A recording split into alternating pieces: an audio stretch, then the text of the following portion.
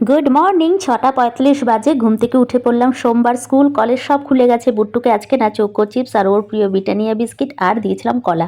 কাল রাতে শোয়ার সময় বলেছিল মা আমাকে ম্যাগি দেবে, আমি অনেকদিন ম্যাগি খাইনি। তো আজকে আমি ওকে না লাঞ্চের জন্যই ম্যাগি দিয়ে দিলাম। আমি সাধারণত ম্যাগি ওকে দিতে চাই না, কারণ পেটটা একটু ভরবে তার জন্য। আর এই ব্যাগগুলো, এই যে এইগুলোকে ওরা বাস্কেট বলে, আর এটা চেন দেওয়া থাকে, এরকম আলাদা করে না ওরা নিয়ে যায়। আর ক্রিশ ভট্টাচার্য নামও লেখা রয়েছে। আর এর মধ্যে ঢুকিয়ে দিয়েছি এই যে স্ন্যাক্স, বোতল আর হচ্ছে দুপুরের লাঞ্চ।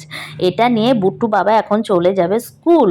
আর জানো তো এখানের বাচ্চারা না সেই বিকালবেলায় ফেরে, তো আমি সবসময় চাই ওকে একটুখানি ওই যে গোবিন্দভোগ চাল ডাল দিয়ে যেটা বানিয়ে দিই, সেটা তাতে না একটুখানি পেটটা ভরে। আজকে ম্যাগি দিয়েছি, আমার মনটা কিন্তু খুঁতখুত করবে, মনে হবে যেন বুট্টুর আজকে সারাদিন পেটে একটুও ভাত পড়লো না। এরকম মাঝে মাঝে হয় অবশ্য, আমি মাঝে মাঝে সুজিও দিই। আর এরাও এখন সবাই খাওয়া দাওয়া করছে। আর এই যে চারজন এখানে খাচ্ছে, আর একজন কিন্তু দূরে না মুখ ভার করে বসে আছে, ওর না খাবারটা পছন্দ হয়নি মনে হয়।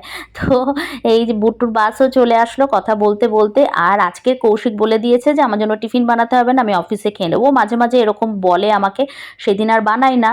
আর আজকে কিন্তু ওই জন্য আমার সেরকম কোনো তাড়া নেই। আকাশে মেঘ মেঘ রয়েছে, রোদও উঠবে বিকেলের দিকতে। আর দুপুর বেলার থেকে না মেঘলা মেঘলা হয়ে যায়। এখন আমি আর কৌশিক দুজনে মিলে চা খাবো আরাম করে, আর টিভিতে ট্রাভেল ব্লগ দেখতে দেখতে। তো সকালটা ভীষণ ব্যস্ততার মধ্যে এইভাবেই কেটে যায়।